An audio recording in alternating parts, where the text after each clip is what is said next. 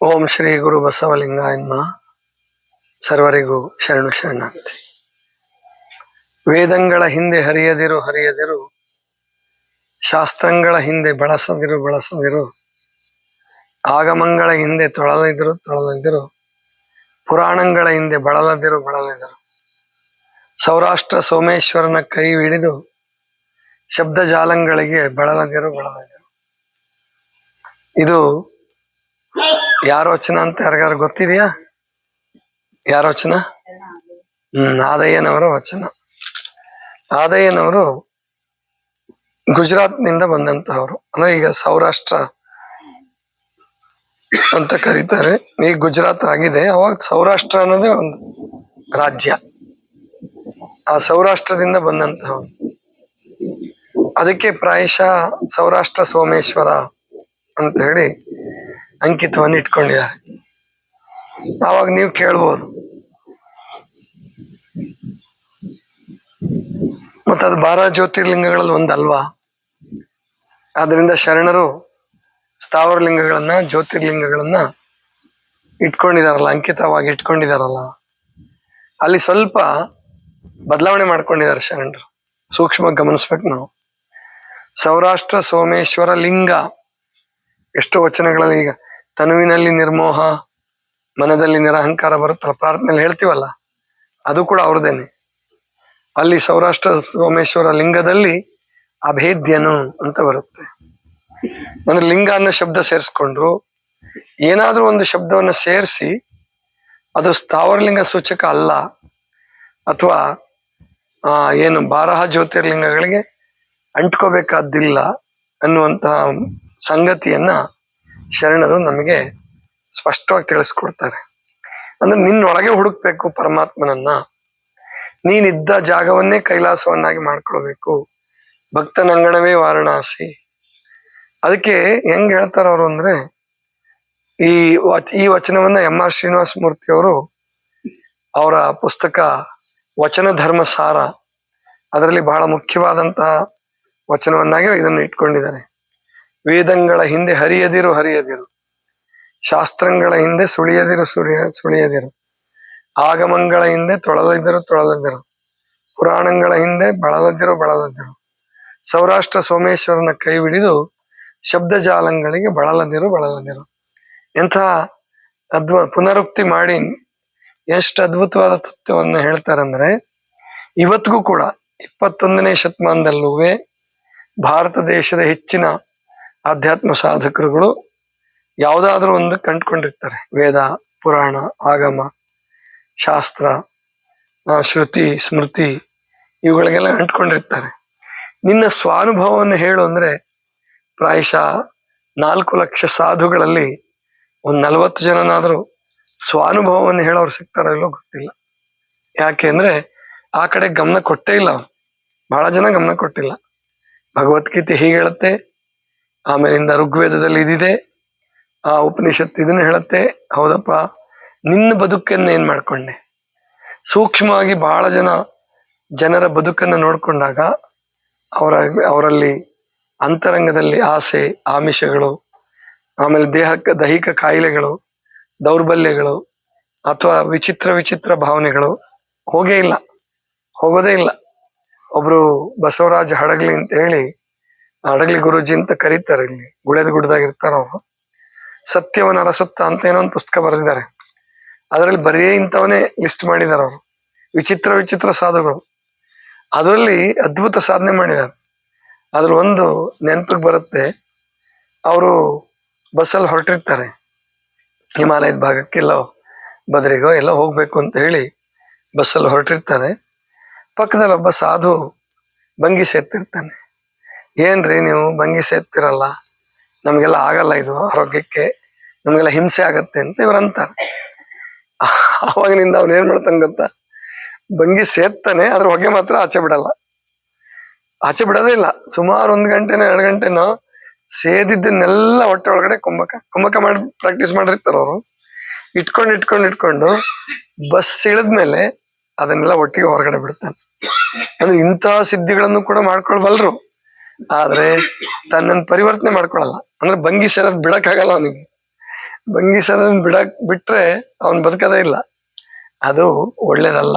ಈ ರೀತಿ ಶರಣರು ಇಂತಹ ಸಾಧನಾ ಪದ್ಧತಿಯನ್ನ ಬಹಳ ಕಡಾಖಂಡಿತವಾಗಿ ವಿರೋಧಿಸ್ತಾರೆ, ಬಹಳ ಜೋರಾಗಿ ವಿರೋಧಿಸ್ತಾರೆ. ಅಂದ್ರೆ ನಿನ್ನನ್ನು ನೀನು ಬದಲಾಯಿಸ್ಕೊಳ್ಳದೆ ಹೋದ್ರೆ ನೀನು ಬಾಕಿ ಎಂತಹ ಅಣಿಮಾದಿ ಅಷ್ಟ ಸಿದ್ಧಿಗಳನ್ನು ಪಡ್ಕೊಂಡಾದ್ರೆ ಏನ್ ಪ್ರಯೋಜನ? ಅಷ್ಟು ಕಂಠಪಾಠ ಮಾಡಿದ್ರೆ ವೇದಗಳನ್ನ ನೀನ್ 4 ಚತುರ್ವೇದಿಗಳಂತ ಇರ್ತಿದ್ರು. ಚತುರ್ವೇದಿಗಳು, ತ್ರಿವೇದಿಗಳು, ದ್ವಿವೇದಿಗಳು ಇವತ್ತಿಗೂ ಅಡ್ರೆಸ್ ಇದೆ ಉತ್ತರ ಭಾರತದಲ್ಲಿ. ಅಂದ್ರೆ ಅವರೆಲ್ಲ ಅಷ್ಟಷ್ಟು ಕಂಠಪಾಠ ಮಾಡದಂತಹವ್ರು. ಅಂತಹದ್ದಿದ್ರು ಕೂಡ ನಿನ್ನನ್ನು ನೀನು ಬದಲಾಯಿಸ್ಕೊಳ್ಳದೆ ಹೋದ್ರೆ ಪ್ರಯೋಜನ. ಈಗ ಪೆನ್ ಡ್ರೈವ್ ಚತುರ್ವೇದ ಯಾಕೆ ಅಷ್ಟೊಂದು ನೆನ್ಪಿಟ್ಕೊಳುತ್ತಲ್ಲ. ನೀವೇನೇನು ಉಪನಿಷತ್ತುಗಳು ಕೊಡ್ತಿರೋ 1000 ಗಂಟೆದು, 2000 ಗಂಟೆದು, ಇನ್ನು ಹಾರ್ಡ್ ಡಿಸ್ಕ್ ಅಂತೂ ಬಿಡಿ, ಇನ್ನು ಎಷ್ಟೆಷ್ಟು ನೆನ್ಪಿಟ್ಕೊಳುತ್ತೋ. ಪ್ರಯೋಜನ ಏನು? ಅದು ಭಕ್ತ ಆಗ್ಬಹುದಾ? ಅದು ಸಾಧಕ ಆಗ್ಬಹುದಾ? ಅದಕ್ಕೆ ಇಲ್ಲಿ ಶರಣರು ಹೇಳ್ತಾರೆ, ವೇದಗಳ ಹಿಂದೆ ಹರಿಯದಿರು. ವೇದಗಳನ್ನೇ ಕಂಠಪಾಠ ಮಾಡದೆ ಅಂತ ತಿಳ್ಕೊಂಡು ನಿನ್ನ ಸ್ವಾನುಭವವನ್ನು ಕಳ್ಕೋಬೇಡ. ವೇದಗಳ ಹಿಂದೆ ಹರಿಯದಿರು. ಶಾಸ್ತ್ರಗಳ ಹಿಂದೆ ಸುಳಿಯದಿರು. ಆಗಮಗಳ ಹಿಂದೆ ತೊಳಲದಿರು. ಅಂದ್ರೆ ಇವಕ್ಕೆಲ್ಲ ಬಳಲಿಕೆ, ತೊಳಲಿಕೆ, ಸತ್ಯವನ್ನ ದರ್ಶನ ಮಾಡಕ್ ಆಗೋದಿಲ್ಲ ನಿನಗೆ. ಅದಕ್ಕೆ ಪುರಾಣಗಳ ಹಿಂದೆ ಬಳಲದಿರು. ಪುರಾಣಗಳನ್ನು ಓದಿ ಕಂಠಪಾಠ ಮಾಡಿ. ಯಾಕಂದ್ರೆ ಪುರಾಣಗಳು ಅಂದ್ರೆ ಅವನಿಗೆ ತಲೆಗೆ ಏನ್ ಬಂದಿರುತ್ತೋ ಅದನ್ನ ಬರೆದು ಬಿಟ್ಟಿರ್ತಾನೆ. ಏನ್ ಬೇಕಾದ್ರೆ ಮನುಷ್ಯರನ್ನ ಕೋತಿ ಮಾಡ್ತಾನೆ, ಆಮೇಲಿಂದ ಕೋತಿಗಳನ್ನ ಮನುಷ್ಯರನ್ನ ಮಾಡ್ತಾನೆ, ಕರಡಿಗಳನ್ನ ಮನುಷ್ಯರು ಮಾಡ್ತಾನೆ, ಮನುಷ್ಯರನ್ನ ಕರಡಿ ಮಾಡ್ತಾನೆ. ಏನ್ ಬೇಕಾದ್ರೂ ಮಾಡ್ಬೋದು ಅವನು. ಕೇಳೋರು ಯಾರು? ಅದಕ್ಕೋಸ್ಕರವಾಗಿ ಪುರಾಣಗಳ ಹಿಂದೆ ಬಳಲದಿರು. ಸೌರಾಷ್ಟ್ರ ಸೋಮೇಶ್ವರನ ಕೈವಿಡಿದು ಶಬ್ದಜಾಲಗಳಿಗೆ ಬಳಲದಿರು. ಶಬ್ದಜಾಲಕ್ಕೆ ಬಲಿಯಾಗ್ಬೇಡ. ಶಬ್ದಜಾಲಗಳ ಹಿಂದೆ ಹೋಗ್ಬೇಡ. ನೀನು ನಿನ್ನ ಜೀವನವನ್ನು ಸಾರ್ಥಕ ಪಡಿಸ್ಕೋಬೇಕು ಅಂದ್ರೆ ನೀನು ಸ್ವಾನುಭವಕ್ಕೆ ಬೆಲೆ ಕೊಡು, ಪರಮಾತ್ಮನನ್ನು ಆಶ್ರಯಿಸು. ಇದು ಮುಖ್ಯ. ಯಾವುದೇ ಗ್ರಂಥಗಳು ಪರಮಾತ್ಮನ ತೋರಿಸಿಕೊಡ್ಲಾರೋ.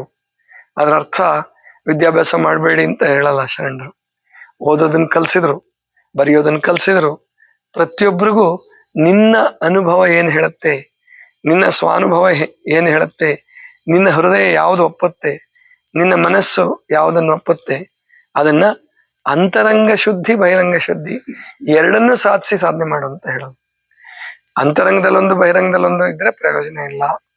ಬಹಿರಂಗ ಅಂತರಂಗ ಎರಡು ಏಕ ಮಾಡಿಕೊಳ್ಳೋದೆ ಶರಣರ ನಿಜವಾದ ಸಾಧನಾ ಪಥ. ಆದ್ರಿಂದ ಅಂತಹ ಒಂದು ಸ್ವತಂತ್ರ ಧರ್ಮವನ್ನ, ಸ್ವತಂತ್ರ ಮಾರ್ಗವನ್ನ, ಸ್ವತಂತ್ರ ಪಥವನ್ನ ಶರಣರು ತೋರಿಸ್ಕೊಡ್ತಾರೆ. ಅಂಥವ್ರನ್ನ ಈ ಕವಿಗಳೇನ್ ಮಾಡಿದ್ರು ಅಂದ್ರೆ, ಮುಂದಿನ ಕವಿಗಳು ಯಾವುದೋ ಒಂದು ವಾಕ್ಯ ಇಟ್ಕೊಂಡು ಅವ್ರ ಮೇಲೂ ಕೂಡ ಕಥೆಗಳನ್ನು ಕಟ್ಟಿದ್ರು. ಈಗ ಆದಯ್ಯನ ಸುಮಾರು 402 ವಚನಗಳು ಸಿಕ್ಕಿದೆ. ಅಂತಹ ಆದಯ್ಯ ಎಂಥ ಅದ್ಭುತ ವಚನಗಳು ಅಂದ್ರೆ, ಅವನು ಹಿಂಸಕನಲ್ಲ, ಅವನು ಸ್ಥಾವರಲಿಂಗ ಪೂಜಕನಲ್ಲ. ಆದರೆ ಅಂಥವನನ್ನ ಅಲ್ಲಿಂದ ಗುಜರಾತಿಂದ, ಸೌರಾಷ್ಟ್ರದಿಂದ ಸೋಮೇಶ್ವರನ್ ಕರ್ಕೊಂಡು ಬಂದು ಇಲ್ಲಿ ಲಕ್ಷ್ಮೇಶ್ವರದ ಪ್ರತಿಷ್ಠಾಪನೆ ಮಾಡಿದ್ರು. ಮತ್ತೆ ಶ್ರೀಮಂತನ ಮಗಳನ್ನು ಮದುವೆ ಮಾಡಿಕೊಂಡು ಅವಳು ಲಿಂಗ ಪೂಜೆಗೆ ಒಪ್ಪದಿದ್ದಾಗ ಅಲ್ಲಿ ಹೊಡೆದಾಟ ಆಯ್ತು, ಅಂದ್ರೆ ಬಡದಾಟ ಆಯ್ತು, ಎಷ್ಟೋ ಜನರನ್ನು ಕೊಂದ್ರು. ಈ ತರ ಎಲ್ಲ ಕಥೆಗಳನ್ನು ಬರ್ದ್ಬಿಟ್ರು. ಇದು ವಾಸ್ತವ ಸಂಗತಿ ಅಲ್ಲ, ಇದು ಕಪೋಲ ಕಲ್ಪಿತ. ಆದ್ರಿಂದ ಶರಣರ ಚರಿತ್ರೆಗಳು ನಿಜಾರ್ಥದಲ್ಲಿ ಅವರ ವಚನಗಳ ಆಧಾರದ ಮೇಲೆ ಬರೆಯಲ್ಪಡಬೇಕು. ಅದನ್ನೇ ವಚನ ಹೃದಯದಲ್ಲಿ ನಾನು ಪ್ರಯತ್ನ ಮಾಡಿರ್ತಕ್ಕಂಥದ್ದು. ಆದ್ರಿಂದ ವಚನ ಹೃದಯವನ್ನ ಓದ್ಬೇಕು. ವಚನ ಹೃದಯನ ಪ್ರತಿಯೊಬ್ಬರು ಓದ್ಬೇಕು. ಜೊತೆಗೆ ಆ ವಚನಗಳ ಆಧಾರವಾಗಿ ನಾವು ಅವರ ಒಂದು ಸಾಧನಾ ಪದ್ಧತಿಯನ್ನು ತಿಳ್ಕೊಳ್ಬೇಕು. ಅಲ್ಲಿ ಹೊಡೆದಾಟ ಬಡದಾಟಗಳಿಗಾಗ್ಲಿ ಅಥವಾ ಏನು ಇನ್ನೊಂದನ್ನ ತಿರಸ್ಕಾರ ಮಾಡಿ ನಿಂದಿಸಿ ಅದನ್ನ ನಮ್ದೇ ಶ್ರೇಷ್ಠ ಅನ್ನುವಂಥದ್ದಾಗ್ಲಿ ನಮ್ಗಲ್ಲಿ ಕಾಣೋದಿಲ್ಲ.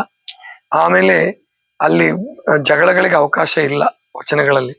ಆದ್ರಿಂದ ಶರಣರು ಕ್ರಾಂತಿ ಮಾಡೋದು ಬಂದಾಗ ತಾವು ಜೀವ ಕೊಟ್ಟು ವಚನ ಸಾಹಿತ್ಯವನ್ನು ಉಳಿಸೋದಕ್ಕೆ ಪ್ರಯತ್ನ ಪಟ್ಟರೆ ಹೊರತು ತಾವು ಇನ್ನೊಬ್ಬರನ್ನ ಕೊಂದು ಅಧಿಪತಿಗಳಾಗ್ಬೇಕು, ರಾಜರಾಗ್ಬೇಕು, ಅದು ಬಸವಣ್ಣವ್ರಿಗೆ ಕಷ್ಟದ ಕೆಲಸ ಆಗಿರ್ಲಿಲ್ಲ.